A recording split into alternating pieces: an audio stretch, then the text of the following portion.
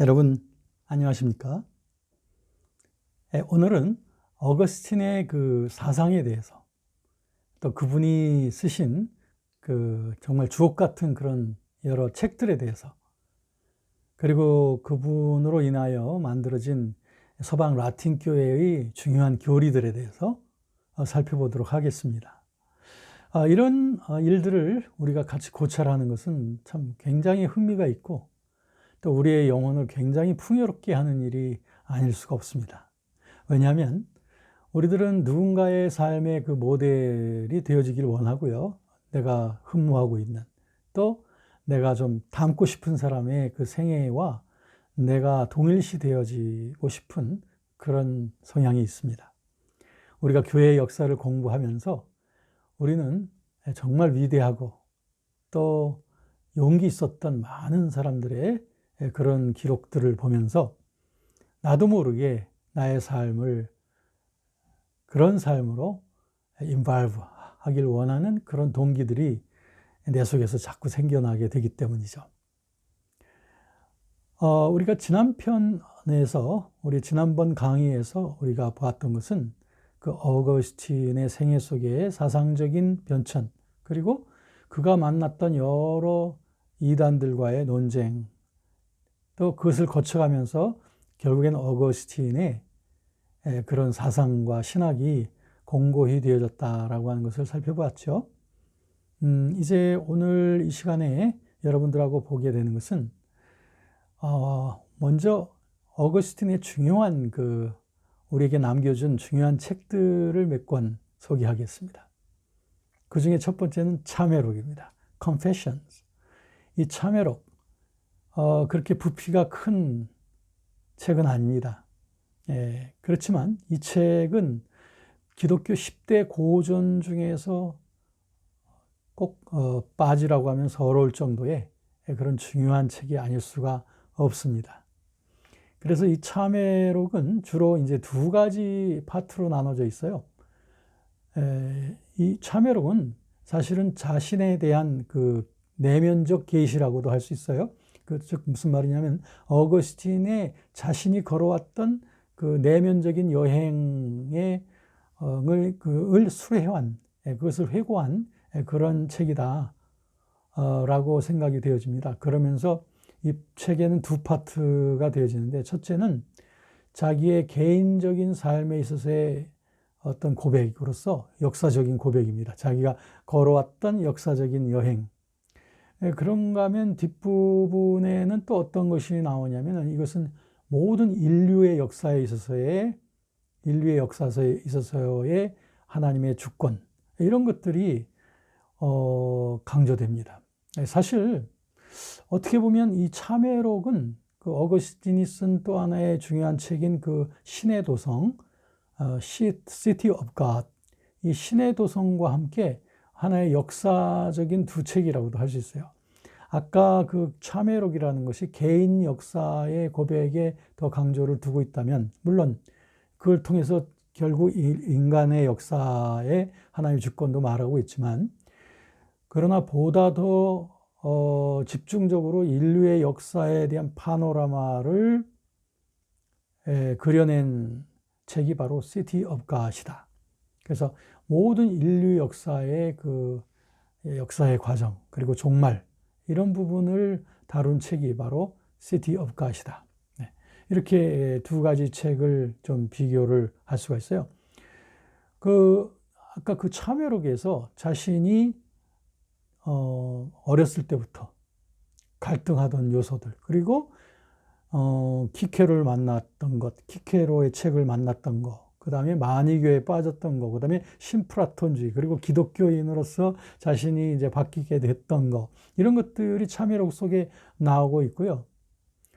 그런가 하면 신의 도성에서는 그 로마 제국의 그 큰 역사를 다루어 가면서 요지는 이것입니다. 그는 강조하기를 인류에게는 신의 도성이 있고 지상의 도성이 있다라고 하는 거예요. 신의 도성은 바로 하나님의 백성들, 그리고 교회가 나아가는 길을 말하는 거예요. 그런데 지상의 도성이란 그 하나님의 도성과 계속적으로 부딪히며 갈등하고 투쟁하며 나아가는 하나의 적대적 세력을 말하는 것이죠. 그러면서 어거스틴은 자신의 삶이, 자신이 살고 있는 시대가 교회 시대의 중심으로서 특별히 그 신의 도성과 지상의 도성이 지금 크게 부닥쳐 가고 있는데, 결국에 가서는, 마지막에 가서는 신의 도성이 온 세상에 충만하게 될 것이다 라고 하는 그 비전을 그 책을 통해서 제시하는 것이 어거스틴의 주된 관점이에요. 그래서 고난받고 있는 로마 제국과 그리고 로마 교회를 위한 어떤 위로의 그런 어떤 메시지가 대규모의 이런 어떤 서사적인 이런 그 방대한 분량의 그 책을 통해서 표현을 했습니다. 그래서 그 시대, 그 이후 중세시대의 많은 왕들과 그리고 교황들은 바로 이 어거스틴의 신의 도성을 많이 탐독하고 그 정신을 자신의 어떤 통치 이념으로 삼은 교황들 참 많이 있습니다. 어찌 보면 중세 천년사는 어거스틴의 신의 도성의 이상이 펼쳐가는 듯한 그런 교황권의 확산과 강대화를 통해서 신의 도성이 결국 세상을 점령해 가는 이런 어떤 비전, 이것이 바로 신의 도성에서 그려졌다. 이렇게 두 가지 책을 좀 비교해서 말씀드렸어요. 그러면 또 하나의 책은 무엇이냐면 삼위일체론입니다. 트리니티입니다. 서방 라틴 교회에서 이 삼위일체 하나님 관념이 사실 이제 완전한 정식화를 보여주게 되는 것이 어거스틴에게서 보여집니다. 그래서 그 전부터 이제 발전되어져 왔던 삼위일체론 교리가 이제 어거스틴 때에 와서는 거의 이제 이것이 구형을 완전히 이루어서, 그래서 어거스틴은 확고하게 삼위일체 하나님 관념에 대해서 이렇게 말합니다. 성경에 의존해서 볼 때 하나님은 한 분이시며 세 위격이시다. 그러니까 성경적으로 볼 때에 하나님은 one God, 하나님은 한 분이신데 three persons 또는 three persona, 페르소나라고 하는 말은 이거 하나의 라틴어로서 이것은 하나의 연극을 할 때 우리가 가면을 쓰고 1인 2역 3역을 할 때 가면을 바꿔 쓰는 것처럼 이런 것을 이제 페르소나라고 그렇게 표현하지 않습니까? 그런데 이 말이 이제 영어의 person이라고 하는 말이 여기서 나오는데, 여기서 그런데 이것을 인격이라고 이제 일반적으로는 인격이라고 person을 번역을 하지만, 이제 삼일체론 교리를 다룰 때는 인격이라고 하는 표현을 쓰다 보면 그럼 세 인격이 되는 거지 않습니까? 이것은 마치 삼신론으로 빠져나가는 길목이 됩니다. 이런 뜻으로 해석을 하면 안 되고, 이건 번역을 할 때 위격이라고 번역을 해야 됩니다. 그래서 삼위일체, three persona, 페르소나가 셋, 삼위라는 거, 그러나 한 하나님이시라는 거죠. 그래서 어거스틴은 이 삼위 하나님의 한분성을 굉장히 강조했는데요. 그러면 이 세 위격 간의 그 관계는 어떻게 되는 거냐 하면은, 세 위격이 다 독립적으로 있지만 그러나 사랑 안에서 완전히 하나라고 하는 거예요. 그리고 이들의 그 활동이 독립적으로 떨어져서 활동하는 것이 아니라 언제나 상호 의존적이고 상호 충만의 그런 관계 속에서 함께 역사하신다는 거죠. 그런데 그럼에도 불구하고 이제 각 시대에 따라서 그 삼위 중에 어느 한 위격의 그 존재가 좀 더 두드러지게 되긴 하죠. 예를 들면 구약 시대 때 창조, 천지 창조라든지 또 구약 시대 때 그 이스라엘을 영도하셨던 하나님, 이것은 이스라엘 유대인들이 말하는 그 야훼 하나님, 이것은 아무래도 삼일체 하나님 중에 성부성에 좀 더 긴밀한 거죠. 그런가 하면 33년 동안 사시고 죽으시고 부활하셨던 예수 그리스도, 이건 성자. 그 다음에 우리 안에 찾아오셔서 우리 안에서 우리를 거룩한 길로 이끌어 가시고 인도하시는 분, 성령. 그래서 이런 세 위격에는 이렇게 두드러진 어떤 그 강조점들이 있는 거죠. 그래서 성부는 특별히 창조주 하나님으로서의 그런 그 특징이 두드러지게 되고, 그 다음에 성자 예수 그리스도는 구속주, 구세주 하나님으로서의 그런 기능. 그런가 하면 성령은 우리를 성화시키는 성화주로서의 하나님성이 강조되어진다. 그러나 꼭 잊지 말아야 될 것은, 그렇다고 해서 창조는 성부가, 그 구속의 역사는 성자가, 그리고 우리를 거룩하게 하는 건 성령의 일이다, 따로따로 떨어진 일이라고 말하면 안 돼요. 이 모든 일에는 다 같이 함께 하신다 이거죠. 보십시오. 창조 때에도 성부, 성자, 성령 하나님의 역사가 있고, 예수 그리스도 때에도 예수 그리스도 자신도 성부와 그리고 성령에 대한 언급을 하시면서 이 사랑 안에서 하나가 되어진 것에 대해서 말씀을 하시고, 오늘날 우리에게도 마찬가지입니다. 우리가 섬기고 있는 하나님은 성부, 성자, 성령으로서의 하나님을 섬기는 것이지, 이걸 따로따로 독립시키게 되면 이것은 커다란 탈선된 신앙으로 빠져 들어가게 됩니다. 예를 들어서 어떤 사람들은 이런 말하기를, 성부 하나님은 저 하늘 위에 좌정에 계시고, 성자 예수 그리스도는 지금 십자가에서 죽으시고 부활하고, 그리고서는 이제 다시 내 영혼 속에 들어오셨고, 그리고 성령 하나님은 지금 무언가 다시 내 안에 들어오시려고 지금 내 주위를 배회하고 계시다. 뭐 이런 식으로 표현하게 되면 이건 삼신론에 빠져 들어가게 되는 것이고, 이거는 기독교의 가장 중요한 삼일체 신앙에서 크게 탈선하는 것이 되겠습니다. 참 이런 교리의 역사를 공부하는 것이 참 흥미롭죠? 흥미롭기도 하고 매우 또 심각하기도 한 것이다, 이렇게 생각이 되어져요. 자, 그러면 우리가 지금까지 살펴본 것은 이제 어거스틴의 중요한 저작들 세 가지를 살펴본 겁니다. 그러면 어거스틴이 이제 라틴 서방교회의 대표자로서 그가 이제 펼쳐냈던 여러 중요한 사상들, 교회 내에 펼쳐냈던 중요한 사상들을 좀 보겠습니다. 먼저 우선 어거스틴이 펼쳐냈던 그 역사의식, 기독교적 역사의식을 먼저 말씀드린다면, 어거스틴의 기독교적 역사의식이야말로 이 직선사관이라고 할 수 있어요. 즉, 직선사관은 뭔가 그 목표를 향해서 계속 나아가는 그런 역사관이죠. 그렇죠. 어거스틴의 역사관은 분명히 과거가 있고 현재가 있으며 미래가 있는데, 그 미래가 무언가 그 종말의 목표를 향해서 나아가고 있다고 하는 순환적이 아닌 그런 직선사관이에요. 그런가 하면 어거스틴의 역사관은 또 예정사관이라고 할 수 있습니다. 왜냐하면 인간의 역사도 역시 하나님의 창조물이라고 할 수 있어요. 하나님은 시간까지도 창조하신 분으로서 결국에 인간에게 그 시간을 창조하고 시간 속에 인간을 그곳에 옮겨 놓으신 그 하나님은, 거기에는 하나의 예정이 있다는 거죠. 하나님의 뜻이 있다는 거죠. 창조의 뜻이 있고 시간의 진행의 뜻이 있다는 겁니다.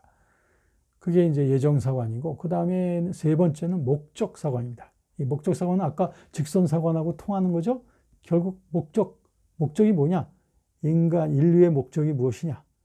또 지금 세계의 그 역사의 흐름의 목적이 무엇이냐? 이것은 이제 종말론에 해당되는 거겠죠.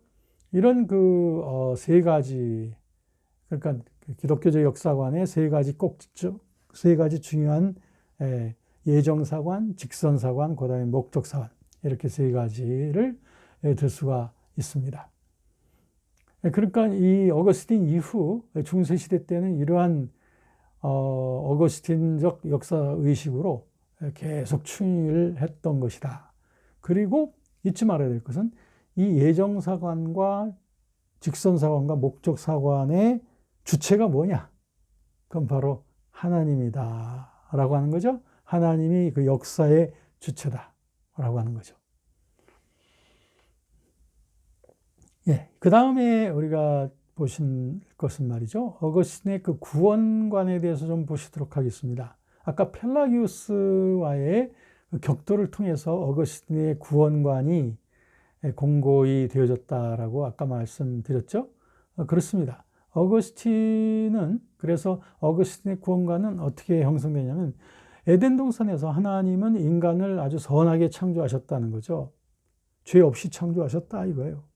그런데 하나님은 그 로봇과 같은 꼭두각시로서의 인간을 만든 건 아니다라는 거예요. 왜냐하면 하나님은 자유로운 존재로서의 인간을 만들어 놓으셨다는 거죠. 사실 여기에는 엄청난 깊은 하나님의 뜻이 있어요. 뭐냐면은 하나님은 사랑이시죠.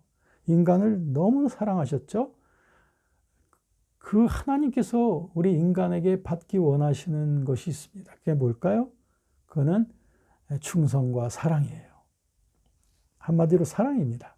하나님은 전적인 사랑을 우리에게 부어주시고 또 보여주시고 나타내시고 그리고 그 반응으로서 우리들로부터 그 사랑을 받기를 원하시는 거예요. 내 마음과 뜻과 정성과 힘을 다하여 하나님을 사랑하라고 하신 말씀처럼 하나님의 사랑을 받아 그 깨우침 속에 다시 거듭난 사람은 이제 하나님을 사랑하기 시작하는 삶으로의 철로 역정이 시작되는 것이다. 이렇게 말할 수 있어요.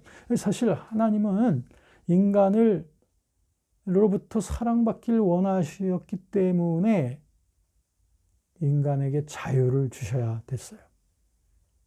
무슨 말인지 아시겠어요? 만약에 인간에게 자유의지를 안 주신다면 인간은 자기가 선택을 할 수가 없어요.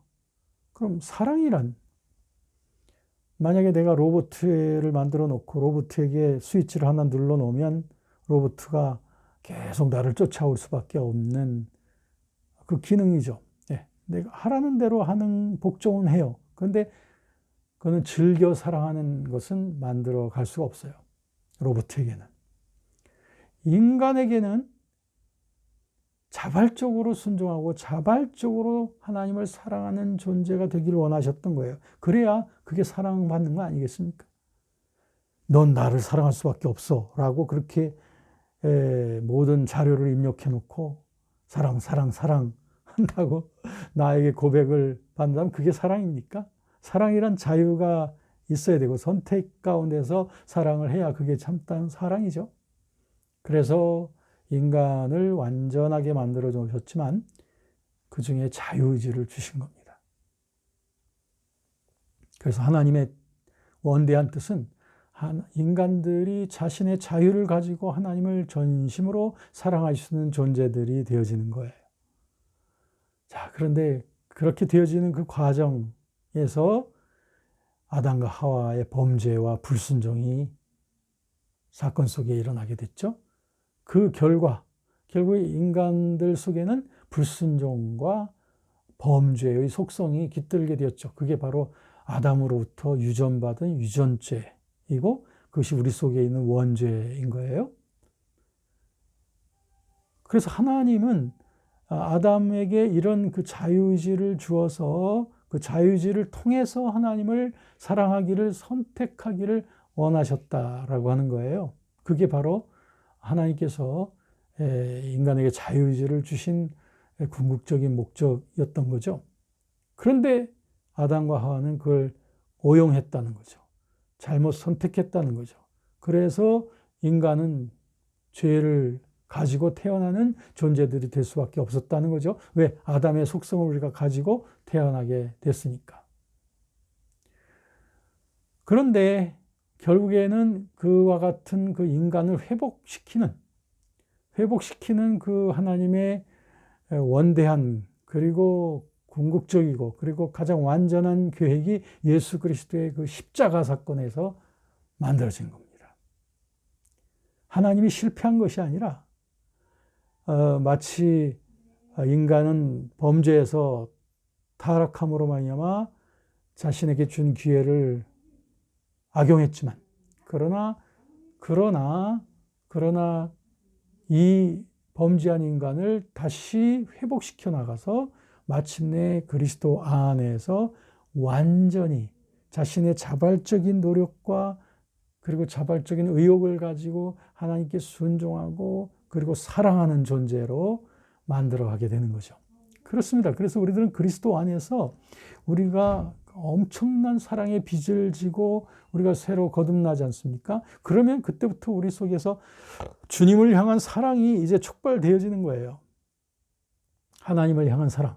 날 이처럼 사랑하신, 그리스도를 통해서 날 이처럼 사랑하신 그 사랑의 하나님에 대한 나의 자발적인 순종이 그때부터 시작이 되는 거죠. 이것이 바로 어거스틴이 우리에게 남겨놓은 좋은 그 구원론의 총 과정이 되겠습니다. 그러니까 아담과 하와는 그 타락을 통해서 결국 우리에게 Paradise Lost, 신락원을 남겨줬지만 그리스도는 우리에게 Paradise Restored, 회복되어진 복락원의 축복을 우리에게 주신 거죠. 그 다음에 그 어거스틴의 교회론을 마지막으로 보실까요? 그 어거스틴의 교회론은 아까 제가 말씀드렸듯이 도나투스파라고 하는 그 이단과의 논쟁 과정을 통해서 그의 교회론이 확고히 되어지는 것을 보게 됩니다. 도나투스파를 대항하면서 어거스틴은 교회의 거룩성의 근거는 우리 개개인 존재들에게 있는 게 아니라 우리 교회의 주인이고 교회의 머리이신 그리스도께 있는 거다. 그러니까 그리스도의 거룩하시면 교회도 거룩한 거다. 이렇게 어거스틴이 전개하는 거예요. 이건 마치 사람의 몸과도 마찬가지예요. 몸의 머리가 그리스도인데 우리들은 하나의 몸의 손과 발이란 말이에요. 그렇다면 그리스도, 머리가 거룩하면 우리도 거룩한 거다라는 거죠. 그래서 개개인의 교회 구성원들의 그 도덕성을 가지고 교회의 거룩함과 속됨을 논할 수가 없다는 겁니다. 사실 그렇지 않습니까? 우리 교회에 완전히 거룩하게 돼가지고 교회에 들어온 사람이 어디 있습니까? 또 교회 구성원들을 보십시오. 1년, 2년, 10년, 20년 우리가 예배하고 교회 생활하지만 개개인의 그 사생활을 보면 여전히 흠도 많고 티도 많죠. 완전한 경제에 이르렀다고 할 수 없죠. 그러면 교회가 속된 겁니까? 그럼 교회가 흠과 티가 많은 겁니까? 아니죠. 교회는 거룩한 거예요. 왜냐하면 우리들은 비록 이런 개인적으로 볼 때는 이렇게 흠도 많고 티도 많고 계속 완전을 향해서 나아가는 그런 연약한 존재에 불과하지만 이 교회의 머리 되시는 그리스도의 그 완전함과 그 거룩함이 교회에 있기 때문에 우리들은 그 거룩함에 참여하게 된 거 아니겠습니까? 그런가 하면 마찬가지로 그 도나투스파들이 그렇게 비판했던 사제들, 그 여타 교회의 사제들은 사생활에 있어서 또 박해 상황 속을 위해서 피해 다니고 했기 때문에 진정한 사제의 자격이 없고 그들이 베푸는 성례전도 참된 성례전이 될 수 없다라고 그렇게 말하지만 그것도 역시 똑같은 원리에 의해서 이것은 정당하지 못합니다. 그렇습니다. 오늘날의 우리의 목회자들도 사람입니다. 뭐 사람이기 때문에 우리들이 죄 짓는 것을 정당화한다는 그런 말이 아니라 우리도 실수가 많아요. 허물이 많다 이거죠. 목회자도 역시 자신의 거룩을 향해서 몸부림치며 나가는 하나의 신자인 것이죠. 물론 강대상에서 하나의 말씀을 대신해서 하나의 말씀을 받아서 성도들에게 전하는 그런 직임이 있고 또 성도들을 위해서 교회를 위해서 늘 기도하는 그런 직임이 있습니다만 그러나 거룩성에 있어서 본다면 역시 말에나 태도에나 행동에나 있어서 목회자는 여전히 점점 더 grow up 되어져야 되는 하나의 그리스도 안에 있는 작은 신자인 것입니다. 이런 점에서 우리가 볼 때 바로 여기에 그 어거스틴의 성숙한 교회론이 여기에 있습니다. 우리가 도나투스파와 같은 눈으로 교회 생활을 하다 보면 교회 내에 있는 흠과 티와 그리고 여러 가지 허물들을 그냥 봐주질 못해요. 그리고 나는 거룩한데 이 사람들은 그렇지 못하네. 나는 진실된데 이 사람들은 그렇지 못하네 하면서 결국엔 이 도나투스파와 같은 그런 정죄의식을, 배타의식을 갖게 되면 결국엔 자기와 같은 어떤 소그룹 모임이 결국엔 이 교회성을 자꾸 배격하면서 하나의 분파주의로 빠져들어가게 될 확률이 지금도 대단히 많은 거죠. 그렇기 때문에 이 사이에서 우리들은 그 중요한 그 밸런스를 가져야 됩니다. 뭐냐면 하나는 그리스도의 교회의 일치와 사랑성, 이것을 우리들은 존중해야 되고, 또 하나는 교회의 갱신, 거룩을 향한 하나의 갱신의 임무, 이 두 가지가 사실 다 있거든요. 근데 이 갱신의 임무, 거룩의 임무만을 강조하다 보면 이쪽으로만 치닫게 되면 결국엔 교회의 일치성과 사랑성을 무시하게 됩니다. 그러다 보면 이들은 하나의 소집단 또는 이단 또는 분파 집단으로 빠져들어가게 되고 교회에 커다란 고민을 던져주는 그런 집단이 되고 마는 거예요. 그렇다고 해서 우리가 그 교회의 일치성과 사랑성만을 강조하고 이런 갱신의 정신을 우리가 외면해서는 아니 되겠죠? 기본적으로 우리들은 이 사랑과 일치의 정신을 가지고 그러면서 교회는 끊임없이 새롭게 되어지기 위한 노력을 같이 기울여야 돼요. 그 일치성을 깨트리지 않는 가운데서. 그래서 이러한 노력을 하지 아니하면, 이런 갱신의 노력을 하지 아니하면 우리들은 다시금 세속화와 그리고 여러 가지 죄악과 이교적인 혼합주의의 영향을 받아서 우리는 나도 모르는 사이에 다시 성경으로부터 멀어져 가는 이런 그 또 다른 그 개혁이 필요할 수밖에 없는 이러한 그 모습으로 전락하게 되는 거예요. 그렇기 때문에 이 갱신의 노력도 우리에게 꼭 필요한 거예요. 자, 그러면 이 두 가지, 하나는 일치성, 또 하나는 갱신성, 이 두 가지가 잘 조화를 이루어 가면서 서로 세워가면서 나의 갱신주의 때문에 교회를 상처 주는 일이 없어야 되겠고, 또 일치성만 강조하다가 갱신되지 못하는, 그래서 나약함과 그리고 태만함에 잠들어 버리는 이런 일이 없도록 이런 이 두 가지 축을 이 교회론에 있어서 항상 갖고, 그리고 건강한 교회가 되기 위해서 날마다 전진해야 할 거예요. 자, 여러분 오늘 어떠셨습니까? 오늘 어거스틴의 그 사상과 그의 발전 과정을 살펴보면서 야, 이게 정말 남의 일이 아니네, 우리에게도 똑같은 이런 의무가 있구나 하는 것을 보게 됩니다.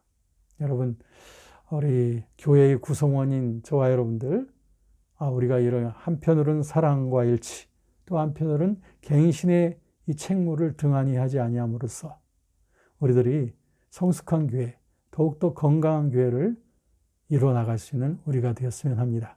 오늘도 수고 많으셨습니다. 감사합니다.